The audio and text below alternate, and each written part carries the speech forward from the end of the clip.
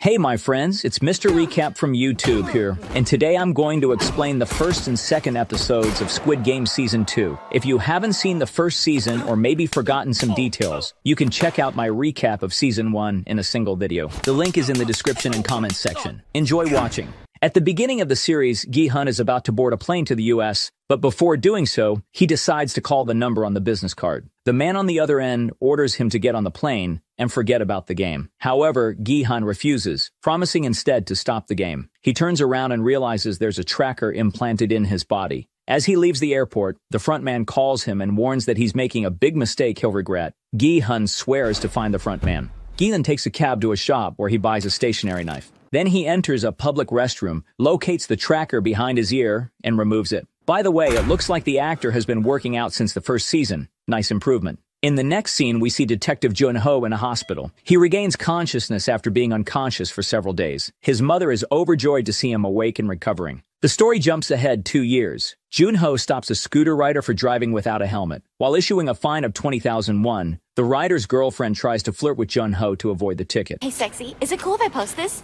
What's your Insta? Despite her efforts, the guy takes the fine, leaves her behind, and drives away alone. Later, Jun-ho's chief invites him to lunch. So what, you transfer here just so you can get treated like shit? During their meal, the chief asks Jun-ho to return to the major crimes unit. However, Jun-ho is still angry at him for not believing his story about the Squid Game. Without solid evidence, only the bullet lodged in his shoulder, Jun-ho's claims were dismissed. He lost all his photos and videos when his phone sank into the sea. And that's after you took a gun without permission and decided to go rogue. A couple days later, they find you half dead. But after they told us that you were awake, there was all this fuss about firing you, and I kept you on. Sir, I salute you. I'm in your debt. You will forever be a hero to me. Thank you. You sarcastic little shit. The chief asks if Jun-ho remembers what the shooter looked like. Not wanting to betray his brother, Jun-ho lies and says no. Later that evening, a young couple searches for a motel to spend the night. They end up at an abandoned motel, but an argument quickly breaks out. The girl suggests going to a different place that she thinks would be more fun, which angers her boyfriend. And how do you know that? Who told you? Do you have to ask? I just know, okay? Oh, yeah? So you just happen to be a motel expert. You said you liked that I knew everything. As they leave, we see Gi-hun watching them through surveillance cameras. It's revealed that he has been living in this abandoned motel, hiding from society. Suddenly, the doorbell rings, but no one appears on the cameras. Alarmed, Gi-hun grabs his gun and cautiously answers the door. A stranger slips a business card under the door. Gi-hun opens it, pointing his gun, but standing there is the frontman himself. The frontman shows him the heads of his friends, Sang-woo and Se-byuk, but it's all a nightmare. The doorbell rings again, and Gi-hun checks the cameras to see his creditor from the first season. Surprisingly, the man now works for Gi-hun, helping him track down the salesman who recruits people to play the game. Let's see, we checked all the subway stations on lines 1 through 4. Gi-hun instructs him to hire more people for the search and hands him a bag full of money to fund the operation. He explains that 3 years ago, he was recruited around this time of year, which means the games are likely about to start again. Listen, I swear, I'll find him this year. The man gets into his van and orders his crew to stay on high alert, explaining they'll need all hands on deck. Some of his men argue that the whole idea sounds far-fetched, but the loan shark points out that many of his debtors have mysteriously vanished over the past few years. If they don't figure out what's happening, his business will suffer. It's only thanks to Seong Gi-hun coming to me when he did, paying off his debt, and turning around and hiring me, that I could even pay any of you, or keep the business going. To motivate his team, the loan shark declares that Gi-hun will pay them 1 billion won if they find the Dachi man. This massive reward quickly changes their tune, and they begin to take the task seriously. $1 billion? That's right, $1 billion. What? Huh? Now you want to believe his story? After all, money has a way of making even the most skeptical people believe. The next morning, Jun-ho continues his search. He has been working with the captain of a fishing boat to locate the mysterious island connected to the games. They've already searched nearly all the islands in the area, and today they plan to check a few more. During their conversation, it's revealed that this very captain was the one who rescued Jun-ho after he was shot. Meanwhile, the loan shark's new recruits received detailed instructions about their target. A well-dressed man in a suit, carrying a briefcase full of cash and dachi cards. The boss promises a 500 million won bonus to anyone who finds him. The gang spreads out to subway stations, sending regular reports to Gi-hun's phone. However, their behavior attracts too much attention as they question passers-by about the Dakji man, even reenacting how he recruits players and inspecting the briefcases of every man in a suit. While this unfolds, Jun-ho dives near one of the islands but finds nothing. It turns out to be another dead end, and he and the captain head back to Seoul. Day after day, Gi-hun and Jun-ho continue their searches, growing more frustrated with each passing day. Eventually, Jun-ho considers giving up. He feels like he's wasting the captain's time, and to make matters worse, he doesn't even have the money to pay him back. As the loan shark and his henchmen discuss their progress, they finally spot the Dakji man playing the game with someone. They immediately inform Gi-hun, who orders them to tail the man while he rushes to the location. The new recruit who receives the business card stares at the number, debating his next move. His phone buzzes. It's a call from his pregnant girlfriend, Jun-hee, who is at a maternity clinic. He doesn't answer. As the scene shifts, we see that Jun-hee also has the same business card. Moments later, she makes a shocking decision. She leaves the clinic, skipping her doctor's appointment to join the game. Kim Jun-hee? Meanwhile, the Dakji man buys an enormous amount of bread and scratch-off lottery tickets. On his way back, the loan sharks tail him, reporting his every move to Gi-hun. The Dakji man approaches a homeless man sleeping in a park, offering him a choice between a piece of bread and a lottery scratcher. He explains that the man can only pick one. The homeless man chooses the scratcher and eagerly scratches it, only to find there's no prize. Bad luck. Unfazed, the Dakji man moves on to another homeless person, repeating the same offer. Each time, the homeless individuals choose the scratcher, only to stay empty-handed. Eventually, the Dakji man dumps the remaining bread from his bags onto the ground. Sir, I already gave you a choice, and you went with the other option. And begins stomping on it in a fit of rage. The homeless onlookers watch in a mix of envy and shock. After venting his anger, he breathes a sigh of relief, smiling as though a burden has been lifted. And I think this guy is struggling with deep-seated mental issues. Meanwhile, Gi-hun is pulled over for speeding by a police car. It turns out to be Jun-ho and his younger partner. Jun-ho, trying to teach his partner how to handle civilians, instructs him to take care of the situation. The Dakji man hails a cab and leaves, forcing the loan sharks to follow him in another taxi. They relay his new location to Gi-hun. After receiving a ticket, Gi-hun quickly drives off. Suspicious, Jun-ho checks his partner's phone and discovers the driver was Gi-hun. Seong Gi-hun, I think you can help me. I'm looking for my brother. I need to get him back. Why would you think that I would be useful to you or anybody else? While waiting for Gi-hun to arrive, the loan sharks decide to confront the Dakji man themselves. However, he easily overpowers and knocks them out. Back at the station, Jun-ho digs into Gi-hun's background using the police database. He discovers that Gi-hun's car is registered to a company called Sunshine Capital and tracks down the company's address. Gi-hun arrives at the meeting place, but finds his men missing. The Dakji man quietly observes as Gi-hun searches the area. A little later, the Dakji man offers the captured loan sharks a highly entertaining game, rock, paper, scissors, where the loser must play Russian roulette. The odds that you'll die are 1 in 6. Survival odds are 5 in 6. His behavior clearly reveals deep mental instability. He starts the game, forcing the loan sharks to play. The loser is made to face the gun. As the Dakji man pulls the trigger, the chamber is empty, so the game continues. By the way, when the Dakji man spins the cylinder, we can see that the director uses blanks with dents in the primers. Thought we wouldn't notice, but we did. The loan sharks are trembling with fear. To escalate the tension, the Dakji man loads 4 bullets into the revolver, leaving only 1 chamber empty. Shaken, the loan sharks are forced to continue. The boss, realizing the danger, breaks the rules of the game to protect his man and sacrifices himself. Disqualified. The Dakji man declares him disqualified and coldly shoots him in the head. Turning to the remaining loan shark, he congratulates him and offers to finally talk. Meanwhile, Jun-ho arrives at the address, which turns out to be the loan shark's warehouse.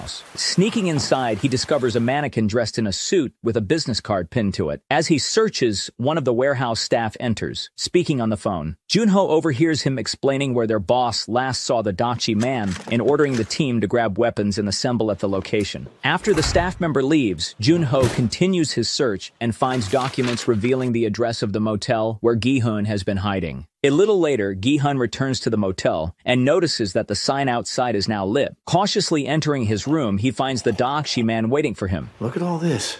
You've been trying so hard to find me. Yeah, well, I wanted to thank you. Oh yeah? For what?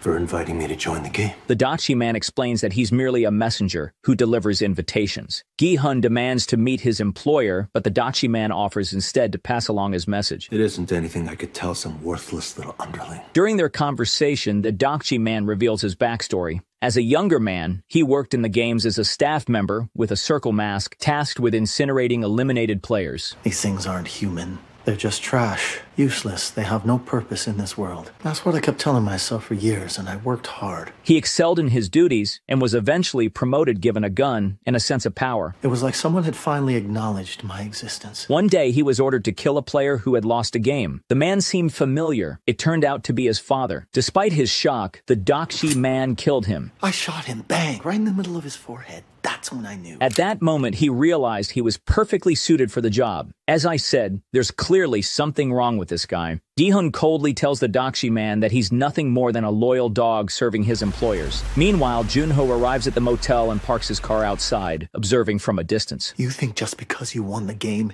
you're suddenly special now? Is that what you believe? The Dachi man eventually challenges Gi-hun to a game of Russian roulette. To make the game more thrilling, he proposes pulling the trigger without spinning the cylinder after each round, ensuring the bullet will fire within 6 attempts. Gi-hun agrees and the game begins. Gi-hun takes the first turn, an empty chamber. Then it's the Dachi man's turn, another empty chamber. They each take another turn, leaving only 2 chambers remaining, with a 50-50 chance of firing the bullet. The Dachi man speculates that Gi-hun might be considering pointing the gun at him and pulling the trigger to end it. Who cares what the rules are? I'm just gonna aim at this asshole, pull the trigger a couple of times, and blow his ugly face off. If you want to meet the person you were talking about earlier, the key's here in my pocket. All you have to do is shoot me with that gun and then it's yours. If you do, though, you'll have to admit one thing to me. You're trash and just as worthless as everyone else. And you only made it out of the dumpster because you got lucky. But Gi-hun continues playing by the rules. When Gi-hun pulls the trigger, the revolver clicks. Another empty chamber. He has won the game. Gi-hun hands the revolver back to the Dachi man, who realizes the gravity of his situation. Gi-hun echoes the man's earlier words. Who cares about rules? The only thing you'd have to do now is pull that trigger once, and you could kill me right here. But you'd have to admit one thing to me. All you do is put your little mask on and do whatever Master tells you to. Roll over, heel, and wag your tail, because you're their dog. Despite this, the Dachi man chooses to finish the game with honor, committing the unthinkable. Jun-ho hears the gunshot and rushes into the motel. As Jun-ho searches the motel, Gi-hun retrieves a business card from the Dachi man's pocket. Meanwhile, Jun-ho discovers one of the loan sharks tied up in another room. The man tells Jun-ho that Gi-hun is in room 410. Jun-ho storms into the room and prepares to arrest Gi-hun for suspected murder. However, the loan shark knocks Jun-ho out with a fire extinguisher. He explains to Gi-hun that they've never met in person, but he worked for him in the search for the Dachi man. His name is Woo-seok, and he respects Gi-hun because his late boss always spoke highly of him. But the boss told me how much he trusted you. You were a stand-up guy who voluntarily paid his debts. While Woo-seok mourns his boss, Gi-hun examines the business card, which leads to an address for a club. While Woo-seok cleans up the crime scene, Gi-hun handcuffs Jun-ho to a bath mixer. Gi-hun recalls Jun-ho visiting his house before the games began. Jun-ho admits that he infiltrated the island and even questioned Gi-hun about his brother after the infamous nighttime fight. Player 456. Is there a man named Hwang In-ho here? We don't use our names in this place. That was me. Hwang In-ho's my older brother. Gi-hun clarifies that he didn't kill the Dachi man. And I wasn't the one who fired the gun. We played a game and he just happened to lose. Explaining that he was merely a recruiter for the games. Gi-hun tells Jun-ho that he wants to stop the games and track down the man who operated them under Oil-nam. Jun-ho mentions that all the guards referred to this man as the front man. However, Jun-ho lies, claiming that he never saw the front man's face. You know what he looks like? No, he always wore a black mask under a hood. Gi-hun admits he doesn't want to kill the front man. His ultimate goal is to stop Il-mam's associates, the ones for whom the games were organized. Jun-ho reveals they're known as the VIPs, and that he saw one of them. Jun-ho offers his help, and Gi-hun reluctantly accepts him into the team. Gi-hun leads them to another room where he keeps his cash, explaining that he intends to use it to fight back. However, Jun-ho and Woo-seok make it clear they're not doing this for the money. I don't give a shit. I'm not doing this for the money. No, and neither am I. That psycho killed the boss and had me watch it. Boss Kim was like a brother. He officiated my wedding. Jun-ho warns that the island is heavily guarded with armed troops, so they'll need more weapons. Gi-hun shows them his hidden arsenal, a room filled with rifles and pistols. He even has a shooting range set up in the motel to test the weapons. Gi-hun instructs them to recruit more men for the assault and suggests that Jun-ho quit his day job to focus entirely on the mission. The scene shifts to a girl sleeping in her car in a parking lot near an amusement park. A security guard knocks on her window and asks what she's doing there. He advises her to find another place to park next time before leaving her alone. The girl works as a mascot at an amusement park. During her shift, she approaches a little girl and gives her a lollipop candy. During a break, the same little girl sneaks into the staff room, forcing the mascots to quickly put their mask back on. She shows the bunny mascot her drawing and notices scars on the bunny's wrists. After her father took her away, one of the mascot actors mentions that the girl is the daughter of a caricature artist and has blood cancer. She urgently needs a bone marrow transplant, but finding a match is incredibly difficult. These words deeply affect the mascot girl. Later that evening, Gi-hun watches Sang-woo's mother from a distance. She is now raising Sae-byeok's younger brother, Chum. The boy calls her grandma. Gi-hun feels relieved that the boy is receiving proper care. Gi-hun visits the broker who had been helping Sae-byeok try to bring her mother from North Korea to the south. The broker explains that Sae-byeok's mother was recently released from prison where there had been a tuberculosis outbreak. Moving her now is risky. Once we know she's recovered, we go. Gi-hun offers to pay extra to expedite the process, but the broker refuses. Last time you gave me more than enough money. Saying he owes Sae-byeok and will handle it without additional money. Damn it. I trusted you and brought my money here like you told me. That money's something I risked my own life to get. I kind of owe this to Sae-byeok after all. Gi-hun provides the address of Sang-woo's mother, where Sae-byeok's brother is staying, in case he cannot contact Gi-hun directly. After Gi-hun leaves, the mascot girl visits the broker. Oh, shit. You again? Her name is No-yul, and she is searching for her daughter in North Korea. No-yul reveals that her daughter was only a year old when she fled to South Korea after shooting a superior officer. Her daughter was left behind with no parents. I mean, the baby was 1 year old. How could she survive in North Korea without her parents? She hands the broker a stack of cash, but he refuses, explaining that he has done everything he can to find her daughter, but has found no leads. He gently suggests that she should try to move on and forget. It's awful, I know. Telling you to forget about your kid, but you really should. It's the only thing you can do now. Distraught, No-yul returns to her van in the parking lot and breaks down in tears as she looks at a family photo of herself, her daughter, and her husband. In an attempt to numb her emotional pain, she swallows sedatives with beer. Suddenly, a stranger approaches, silently hands her a business card, and walks away without saying a word. The next morning, Jun-ho visits his sister-in-law's grave. While there, he talks on the phone with his mother. She tells him that if his brother, In-ho, is still alive, he will undoubtedly visit his wife's grave to leave flowers. Later that evening, Jun-ho's mother expresses her concerns about In-ho. There was no sign of him?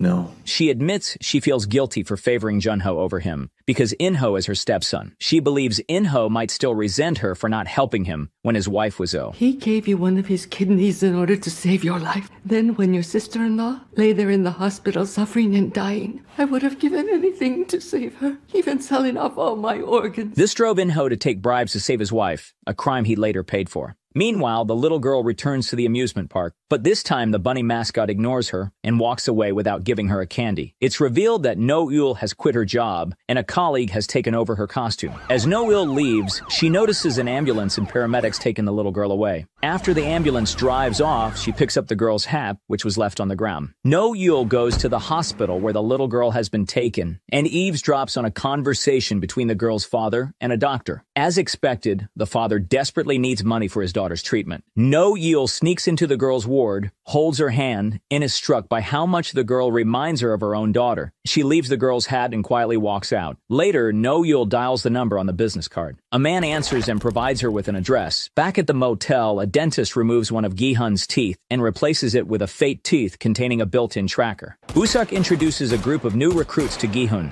All of them are former military personnel, including ex-Marines, Special Forces, and members of the underwater demolition team. They plan to ambush the club mentioned on the Dachi man's business card. Gi-hun and Woo-suk will enter the club while the others wait outside. Before leaving, Gi-hun calls his daughter, but loses the courage to speak when she answers the phone. Gi-hun and his team arrive at the club during the Halloween party. Woo-suk buys a mask from a nearby stall to blend in, and they both enter while Jun-ho waits outside in the car. Jun-ho notices staff in pink jumpsuits heading into the club. They're in pink jumpsuits, just like on the island. He follows them, threatening a guard with his gun to gain entry. Inside, the staff approaches Gi-hun and leads him away. Another staff member uses a taser to knock out Woo-so, while Jun-ho unsuccessfully searches for them. Jun-ho tries tracking Gi-hun using the implanted tracker, but it's too late. Gi-hun is already in a limousine being taken away. In the limo, the front man speaks to Gi-hun through a piggy bank speaker. He tries to dissuade Gi-hun from fighting the game's organizers, calling the players trash and claiming the games won't end unless the entire world changes. As they talk, Gi-hun's team follows the limo. To stop them, a sniper shoots the tires of the pursuing cars, and Jun-ho's vehicle is destroyed by a small bomb that blows out a wheel. Over the earpiece, Jun-ho informs Gi-hun that they are out of the chase for now. Gi-hun tries to shoot the limo's driver, but the partition window is bulletproof. Did you really think you could end the game like this, with one little gun? With no other options, Gi-hun asks to be put into the game. A few moments ago, weren't you telling me to stop the game? Your rich bosses will love it, won't they? The returning winner who came back to play. Make it all even more entertaining. Go ahead. Knock me out and take me to the game. If that's what you want, then so be it. He is gassed again, losing consciousness. As he passes out, the partition window lowers, revealing the front man sitting in the passenger seat beside the driver. Player 456, welcome back to the game. Jun-ho, undeterred, initiates Plan B. At the same time, No-yul arrives at the address she was given. She enters a shipping container filled with small stalls. She finds her designated stall, marked with the number 11, and changes into a pink jumpsuit. She puts on a triangular mask, signifying her role as an executioner, armed with a rifle in the game. This concludes episode 2. Watch the next part by clicking on the end screen, and let me know what you think about the second season in the comments. I'm eager to hear your thoughts.